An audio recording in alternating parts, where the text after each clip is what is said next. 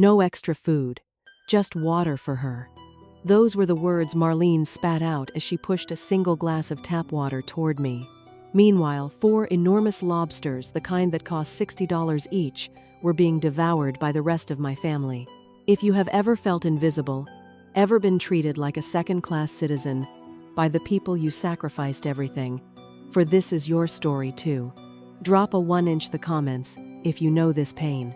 And if you don't like what I'm about to share, please be honest and comment 0, but you will want to hear how this night ended. The ice cubes in my glass of water clinked loudly in the silence, a sharp cold sound that echoed the emptiness inside my chest. It was a ludicrous scene, the kind of domestic farce you might read in a cheaply written drama, except this was real, and I was the humiliated star. Michael, my son, the man I had raised alone from the time his father left when he was 5, was sitting across the white tablecloth, his tie perfectly knotted, his expression utterly blank. He didn't just allow his wife to inflict this tiny, vicious cruelty, he sanctioned it. His subtle, almost imperceptible nod of agreement when Marlene announced the lack of extra food was the real knife twist. Michael never met my eyes. He was a coward looking at his plate, but Marlene's eyes, they were shining with a cold, triumphant light. I had kept my secret for 10 years to test him. Tonight, I was finally getting my answer. I knew then this wasn't a dinner. This was an execution. This entire evening was supposed to be a reconciliation. A week ago, Michael had called me, his voice strangely solicitous, saying they felt distant and wanted to fix things. How foolish I was to let the word reconnect lure me here. I had dressed in my best, the pearl gray dress, simple perhaps, but certainly not stained or ragged. I wanted to appear dignified for my son, but dignity, I quickly realized, was not on the menu tonight. The setting, the grandeur, was a masterpiece of luxury. High ceilings, crystal chandeliers, the kind of pristine white tablecloths that swallowed sound and magnified judgment. It was a space designed for exclusivity, making my small seated figure feel pressed into the corner, almost hidden from the gaze of the other patrons. The black leather-bound menus the waiter offered had no prices listed, the universal sign that everything was criminally expensive. I wondered briefly how Michael could afford this, given his consulting job. But my thought was quickly interrupted by Marlene. She didn't consult the menu. She didn't pause. She simply snapped her fingers, literally snapped them at the approaching waiter. 5 lobster thermidors, the large ones, and a bottle of your best white wine. Michael interjected smoothly, looking away from me. 4 lobsters. Marlene paused, turning her gaze to me, letting her eyes travel over my simple dress before flashing that cold, poisonous smile. Oh, right, she drawled, turning back to the waiter, raising her voice just enough so that her parents seated beside her, admiring the ceiling and the entire surrounding area, could hear the next decree. 4 lobsters. We don't provide extra food, just water for her. The waiter looked pained. He glanced at me, expecting me to order something, anything to reclaim some agency. But before I could process the insult, Michael, my own flesh and blood, intervened. His tone was soft, almost apologetic to the waiter, but his words were a steel rod to my dignity. It's just that Mom already ate before she came, right? His tone wasn't a question. It was a command in disguise. I felt that silent, deep fracture in my chest, the sound of the last hope breaking. It was not the insult that hurt most, but the utter complicity of my son. He had actively chosen his wife's cruelty over his mother's dignity. The silence from Marlene's parents, who returned to discussing the chandelier as if nothing happened, only confirmed they were complicit, viewing me as an object of pity or scorn, certainly not a guest. My initial reaction was not anger, but a profound, almost paralyzing numbness. They expected the tears. They expected the scene, the apologies, the dramatic retreat. But something far stronger than hurt took root. I looked at Michael, then at Marlene's expectant, smiling face. I managed a small, calm smile, the one I used to wear when facing adversity alone years ago. Of course, I said finally, my voice perfectly level. Just water is fine. Then, looking directly at Marlene, I added the one word she clearly didn't anticipate. Noted. She blinked, the triumphant smile faltering. I had accepted the insult, but I had refused to surrender the moment. The enormous lobsters arrived shortly after, steaming and fragrant, confirming the obscenity of the situation. Marlene was theatrical, slowly cracking the shell, deliberately savoring the rich white meat dipped in butter, murmuring exquisite. Cowardly Michael kept his eyes glued to his plate, avoiding my presence as if I were a contagious disease. The water glass sat before me, clear, silent, and untouched. I was not thirsty. I was dignified. They expected surrender, but I just smiled, slightly, looked at the untouched water glass, and decided the show was just beginning. They thought humble meant stupid. They thought simplicity meant defeat. But they failed to understand that every dollar I saved from those mediocre jobs was the brick that built the very ground they were sitting on. They were about to find out that the woman they denied a $60 meal had paid for a lifetime of their comfort. The silence stretched thick and uncomfortable, broken only by the sound of silverware scraping against porcelain, as Marlene and her parents efficiently dismantled their lobsters. I sat there observing the scene, my mind a busy archive flipping through the decades. They judged me based on my simple appearance, on the lack of ostentatious jewelry, but they failed to see the relentless years that had forged me. I had to remind myself sometimes of who I was, of the price I had truly paid. Michael's father left us when the boy was 5. From that day, I was alone, staring into the terrifying abyss of single motherhood. I worked 3 jobs for years. I cleaned houses, I waited tables, I cooked in other people's kitchens. All so Michael could have the life I never did, education opportunities, a future. I paid for his entire college education, every semester, every book, every single coffee he'd grab with his friends. Now I realized those coffees were the least of the things he took from me. I supported his decision to change his major twice. I supported him when he brought Marlene home, a woman whose expensive perfume already seemed to announce her superiority. I supported him even when she started looking at me as if I were merely an obstacle in her perfect upper-middle-class life. I never asked for anything in return except respect. My internal monologue was violently interrupted by Marlene's father, a heavy-set man whose gray mustache and air of superiority seemed custom-made for the environment. He spoke about me as if I were a piece of furniture, a topic of historical discussion rather than a person.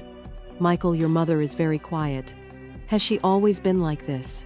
Michael, still dissecting his lobster with meticulous care, mumbled, "Mom has always been simple, humble. You know she comes from a different generation." The word humble, repeated by Marlene, was delivered with a calculated venom, twisting it into a derogatory epithet. I wanted to scream that humble didn't mean invisible, that simple wasn't a synonym for stupid. But I held my tongue, remembering my resolve to observe and collect evidence. Marlene's mother, sipping her expensive white wine, delivered the next blow disguised with saccharine concern. "These must be such difficult times for people your age, Helen. With no stable income, not enough savings. It's a shame the older generation didn't know how to plan for their future better." That sentence implied everything. I was a burden.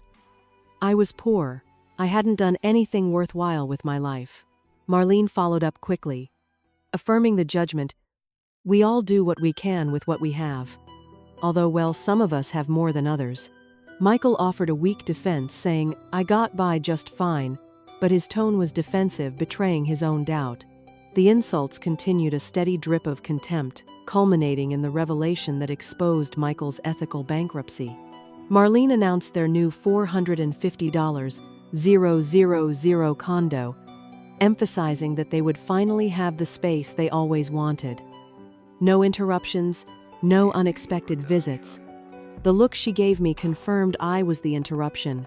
Then Marlene's father, lighting a cigar with practiced ease, laid bare the truth of Michael's success. "Your wife told us you're considering that promotion at the company. That's what happens when you marry well. The right connections open doors. My brother is a partner at that firm. You know a word from me, and that position is yours." Michael's success wasn't his talent. It was Marlene's last name. I realized that everything I had worked to give him had been overshadowed by a convenient marriage. I was not the right person. I was the past. She was the future, and they were about to tell me exactly where the past belonged, starting with my own granddaughter. I reached under the table and gently touched the simple cloth purse resting on my lap, a small gesture of grounding. I decided I would need visual evidence of their contempt, not just emotional scars. I was not the right person. I was the past. She was the future. And they were about to tell me exactly where the past belonged, starting with my own granddaughter. They wanted me to disappear, not just from the restaurant, but from their history. They told me I was not good enough for my own granddaughter. That was the line. That was the moment I stopped observing and started planning. The atmosphere at table 22 had shifted from awkwardness to outright hostility. Marlene, having effectively carved out her territory and established her superiority, leaned back satisfied, while I sat like an unwelcome exhibit. The subject then turned to Chloe, my 4-year-old granddaughter, the sweet child with the infectious laugh who still called me Grandma Helen. It's fundamental to set boundaries too. Marlene's mother had declared, her voice low and grave. Especially when there are people who can become a burden. We can't let misunderstood feelings stop us from moving forward. Marlene agreed, squeezing Michael's hand. That's why we've decided to make some changes. Necessary changes for our well-being, and for Chloe's. My chest tightened, a maternal alarm bell ringing violently. I knew instantly they were targeting my relationship with Chloe. What kind of changes? I asked, my voice cutting through the smug chatter, the first time I had spoken in nearly 20 minutes. Marlene, surprised that the furniture had spoken, offered a sickly sweet explanation. Well, Helen, since you're asking, we've decided it's better for Chloe to spend time with people who can add value to her life. A quality education, enriching experiences, things that some people just can't offer. The dagger twisted deeper. She was telling me my love, my time, my bedtime stories were worthless compared to their definition of value. My sacrifice meant nothing. Michael, the man I sacrificed everything for, drank his whiskey and looked at the floor. Anything else I should know? I asked, maintaining a frightening calm. This dinner, I realized, was never a reconciliation. It was a planned execution. The conversation then centered on my embarrassing public appearances. Marlene's mother chirped in referring to Chloe's last birthday party. It's just that when you came to Chloe's birthday party last month with that old dress and that grocery store cake, well, it made a certain impression on our guests. The strawberry cake. I had worked 2 extra shifts cleaning houses just to afford that cake because I knew Chloe adored strawberries. I wore my best, the pearl gray dress. And still, it hadn't been enough. Marlene finished the humiliation. The guests asked who you were. It was awkward having to explain that you were Michael's mother. Some even thought you were the help. This was the final, unforgivable stab. They had crossed the line from disrespect to outright shame. Marlene stated the ultimate demand. It's better if you keep your distance. At least at public events. We can't have your poverty ruining Michael's image. Michael finally spoke weakly. Mom, don't take it like that. They're just trying to. I interrupted him, looking directly into his eyes. Erase me. Make me disappear because I don't fit into their perfect world. He looked down, and his silence was my answer. Michael was not just a coward. He was an accomplice. Marlene's father tapped the table. No need to be dramatic. Just that you be more mindful, that you understand your position in this new family dynamic. My position. As if I were an employee needing to remember my rank. When the bill came, $780, including my empty chair, I knew I had all the evidence I needed. The humiliation was complete. I remained still, observing every gesture, every word, storing it all in my memory as evidence. I mentally recorded their contempt. Michael impatiently asked me to leave so he could drop off his in-laws. I requested to use the restroom. They wanted to get rid of me quickly, as if my simple cloth purse and presence were contaminating. I stood up slowly and walked away, feeling their pitying stares on my back. They thought I was escaping to cry in private, but I didn't go to the bathroom. I walked down the long hallway that led to the kitchen. It was a route I knew well, very well, because I had walked down that hallway hundreds of times over the last 10 years. Every table, every crystal chandelier, every painting on the walls, mine. They thought I was escaping to cry in private. But I didn't go to the bathroom. I walked down the long hallway that led to the kitchen. It was a route I knew well, very well, because I had walked down that hallway hundreds of times over the last 10 years. Every table, every crystal chandelier, every painting on the walls, mine. The heat from the industrial ovens hit me immediately, a familiar blast of energy and purpose that cut through the chilly humiliation of the dining room. This was my domain.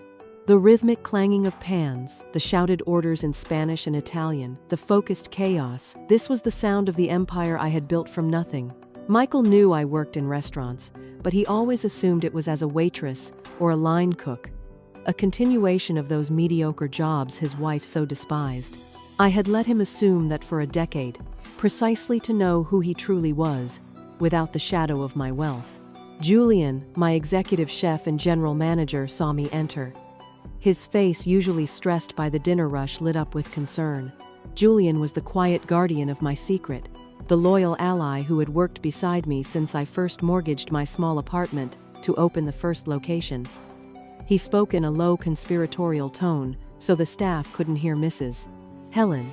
I saw you at table 22. I noticed something wasn't right. Everything is fine. I smiled a small, genuine smile, the first one all night. The kind of smile that comes not from happiness, but from absolute certainty. Julian, everything is perfectly fine, better than you can imagine. He looked confused. But I saw you sitting there with no food, just water. And those people with you, your family, my son and his wife, I confirmed. And tonight they've given me the most valuable gift they could possibly give me. Clarity. Julian, who had known me for years and respected my cryptic methods, simply nodded respectfully. "What do you need me to do?" he asked, ready for action. "In a few minutes, I'm going to go back to that table. And when I do, I want you to come out of the kitchen," I instructed. "I want you to walk up to me, in front of all of them, and I want you to call me what you always call me." Julian's eyes lit up with sudden, deep understanding and a glint of satisfaction. He knew about Michael's disdain for the service industry. "Mrs. Helen," he confirmed, a smile spreading across his face. "It will be a pleasure." I left my kingdom and walked back to the dining room. Table 22 was already being cleared by the waiter. All the used napkins, the empty glasses, the $780 receipt, evidence of my humiliation, being wiped clean. I saw Michael, Marlene, and her parents standing by the entrance next to their luxurious black car. They were ready to leave me behind. Marlene, ever the gracious victor, raised her hand in a quick wave. "Well, Mom, thanks for coming. It was educational. Very educational." Marlene agreed, her fake smile plastered on her face. "I hope you understood everything we talked about tonight, that you've understood your position." "Oh, I understood it perfectly," I replied, remaining calm. "The question is, do you understand yours?" Marlene frowned, momentarily confused. "Before you go," I said, stopping them, "there's something I forgot to mention." Michael sighed impatiently. "Mom, it's late. It can wait." "No," I replied firmly. "It can't wait. In fact, I think this is the perfect time. Let's go back inside for a moment. Just a clarification." They followed, murmuring with irritation, their curiosity and arrogance luring them back to the scene of the crime. I stood next to the now reset table 22. Michael looked around nervously. "Mom, what are you doing? You're embarrassing us." "Embarrassing you," I repeated softly. "How do you think I felt for the last 2 hours?" Marlene cut him off. "We've had enough drama for one night. If you want to play the victim, do it some other time. This won't take long," I said, my voice steady. "I just want to make sure we all understood what happened here tonight. Like the boundary of not giving me food because I'm not valuable enough to share the table." Michael blushed. But before he could offer another weak excuse, I cut him off. "You sat me at a table, gave me water, and let me watch all of you eat lobster while you told me I don't deserve a place in this family." I then looked at Marlene. "Tell me, Marlene, what do you call it when you invite someone to dinner and deprive them of food? What do you call it when you deliberately humiliate someone in front of others?" You're exaggerating, she muttered, crossing her arms. A sacrifice nobody asked you for, Marlene snapped, suddenly losing her composure. Nobody forced you to be a single mother. Nobody forced you to work mediocre jobs. Those were your decisions. And frankly, you can't expect Michael to carry your poverty forever. There it was, the truth raw and cruel. I understand, I said finally, keeping my voice calm. So let me ask you something. How do you like this restaurant? Did you find it high quality? Exclusive enough for you? Marlene let out a nervous laugh. Helen, I don't think you understand. This restaurant is owned by. I worked here, I corrected, but not as a cook. At that moment, as if perfectly orchestrated, Julian came out of the kitchen. He walked directly toward us, his uniform immaculate, every eye in the room following him. He stopped in front of me with a slight bow. Climax, Mrs. Helen, he said in a loud, clear voice. Pardon the interruption. There's a matter in the office that requires your attention. Could you please review it before you leave for the night? He then glanced briefly at Michael before turning back to me. Yes, Mrs. Helen. The owner of this establishment. Marlene's jaw dropped literally. Her eyes went wide as plates. What owner? Julian repeated, as if explaining something to a child. The person who signs my paycheck every month. The person who built this place 10 years ago and turned it into what it is today. Michael stared at me as if seeing me for the first time. Mom, you. Yes, I said simply. Me. The woman who apparently has no resources. The woman who embarrasses her family with her old dresses. That woman owns the restaurant where you all just spent $780 to humiliate me. If you're so successful, why did you never say so? Why keep it a secret? I wanted to know. I replied, looking him straight in the eye, who my son really was, without the influence of my money. And tonight I got my answer. If you're so successful, why did you never say so? Why keep it a secret? I wanted to know. I replied, looking him straight in the eye, who my son really was, without the influence of my money. And tonight I got my answer. Now you have to live with the consequences. Marlene tried to speak, her face shifting through disbelief, panic, and then, most disturbingly, rapid calculation. Wait, she stammered, regaining some composure. This doesn't make sense. If you have so much money, why do you live in that tiny apartment? Why wear simple clothes? Why the grocery store cake? Because money doesn't define who I am, I answered calmly. I live modestly because I choose to. I wear simple clothes because I'm comfortable that way. And I bought that cake because my granddaughter loves strawberries, and that cake had the freshest ones I could find. I don't need to prove my worth to anyone with designer labels or luxury cars. But you could have told us, Michael insisted, genuine desperation in his voice. You could have told us you had all this, for what I asked. Letting the question hang in the thick air. So you would treat me well. So you would respect me. Respect isn't bought, Michael. It's earned. Or it should be earned, simply by virtue of me being your mother. Julian, standing guard, cleared his throat. Mrs. Helen, would you like me to call security if these people are making you uncomfortable?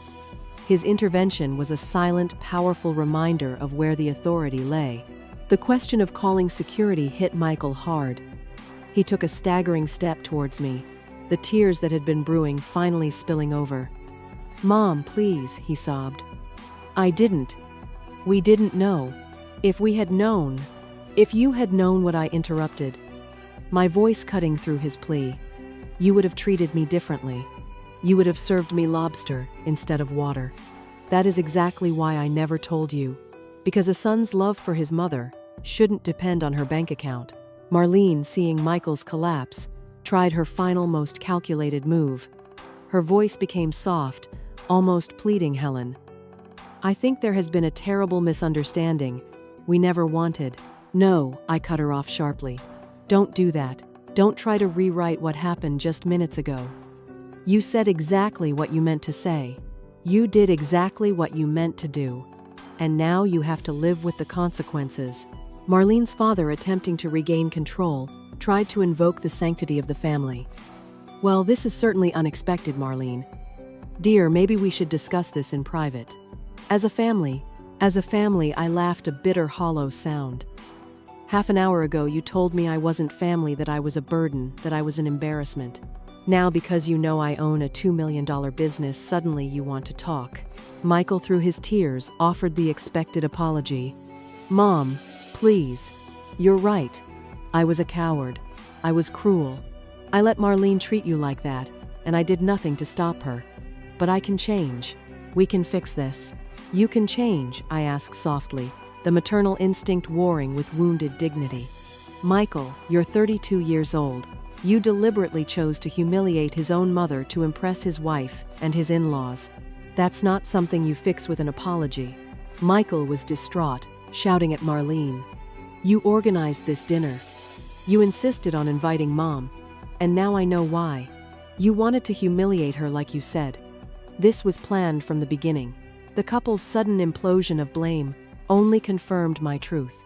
Their relationship was built on mutual convenience and ambition, not love. Marlene's father, regaining his authoritarian tone, tried to end the confrontation. Look, ma'am, I understand you feel offended, but you're making an unnecessary scene. We are respectable people. We don't deserve to be publicly humiliated this way. Publicly humiliated. I repeated, my voice dangerously calm. Tell me, what exactly did you all do to me? Half an hour ago, what would you call leaving someone without food at a family dinner? The humiliation only counts when it happens to you right. When I suffer it, it's just setting necessary. Boundaries right. He had no answer. Then I delivered the final crippling blow to their power dynamic. I suggest you think very carefully before you threaten legal action. I have very good lawyers, and I have proof of every word you said tonight. This restaurant has security cameras in every corner, audio and video. Those recordings will become very public if you try to slander me. The threat was a clean final strike that rendered them completely helpless. Michael, trembling, made one last desperate plea, invoking the one thing I still cherished. Helen, I know things got out of control tonight, but think about Chloe. Think about your granddaughter. My relationship with Chloe is not a commodity you can negotiate based on your convenience. I stated, the pain in my voice momentarily breaking through my control.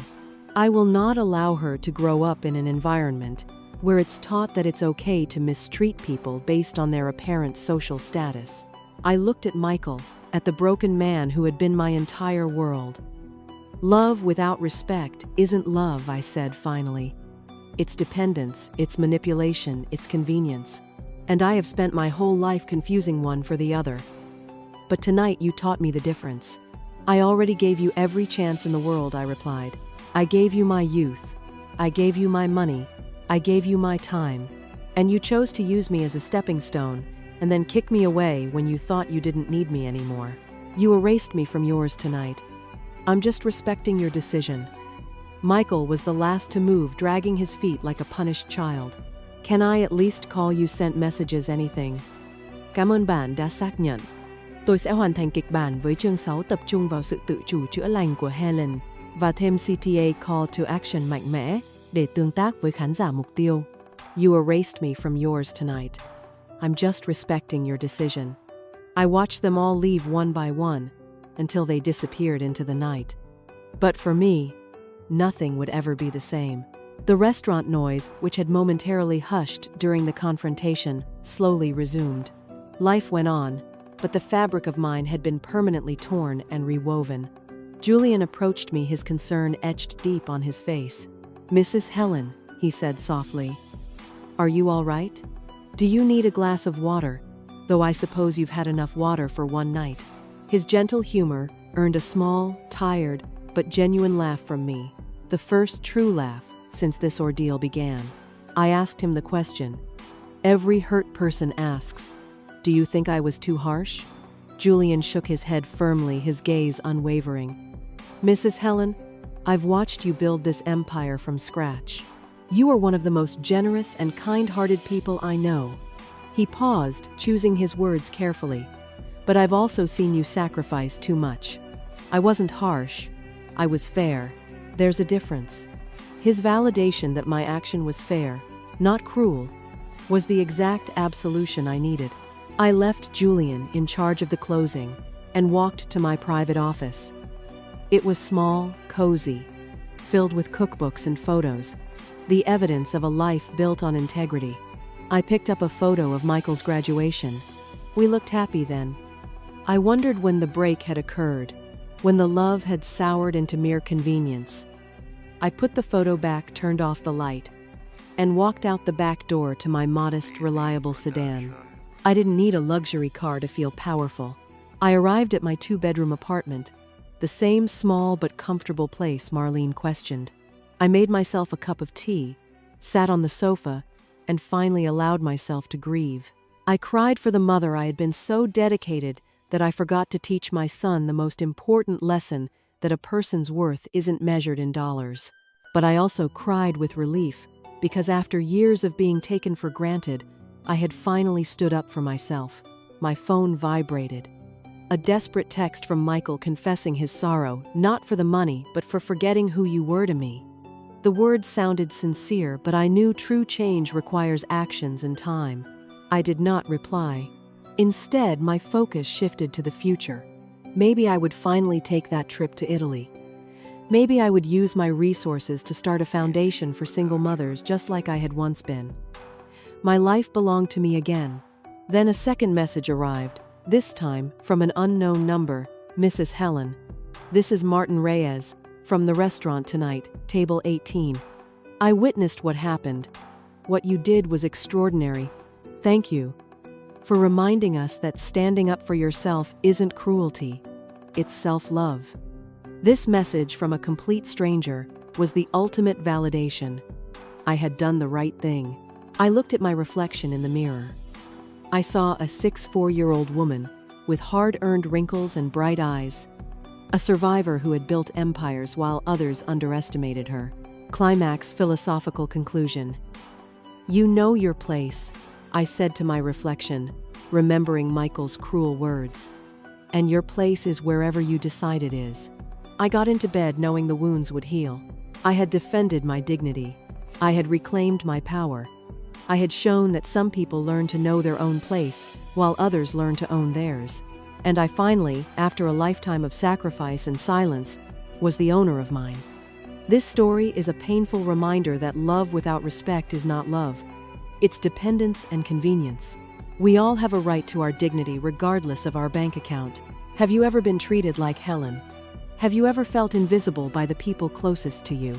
Share your story, or just let me know if this story resonated by leaving a 1-inch the comments below. If you believe that self-love and setting boundaries are the ultimate acts of justice, then show your support by liking this video and subscribing to Auntie Tales for more stories of emotional courage and true worth. Don't miss the next tale of awakening.